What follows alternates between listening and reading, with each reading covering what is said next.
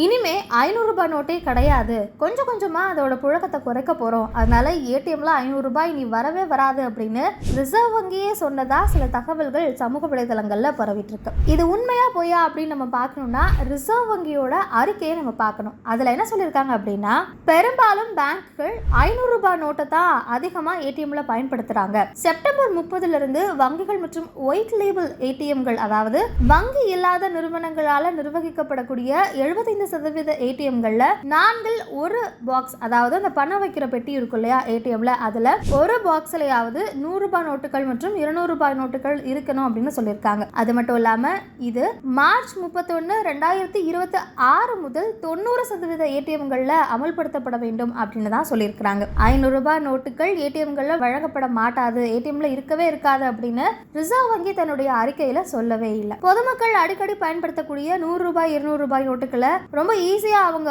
பெறுவதற்காகத்தான் reserve வங்கி இந்த அறிவுறுத்தலை வங்கிகளுக்கு வழங்கியதாக சொல்லப்படுகிறது. ஆனா இத சரியா பார்க்காம, உண்மையை சொல்லாம, என்ன ஃபேக்ட் அப்படிங்கறதையே பார்க்காம சமூக வலைத்தளங்கள்ல பல்வேறு தகவல்கள் மக்கள் மத்தியில குழப்பத்தை ஏற்படுத்தக்கூடிய வகையில பரவிக்கிட்டு இருக்கு. ஆனா ரிசர்வ் வங்கி சொன்னது இதுதான்.